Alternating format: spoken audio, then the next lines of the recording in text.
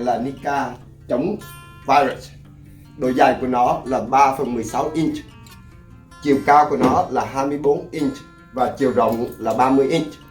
Để làm sao xếp nó lên khi cởi sẽ là mặt phẳng, và mình sẽ có hai cái chân mình chỉ cần snap in một cái, và bên này một cái, vậy là xong, ready.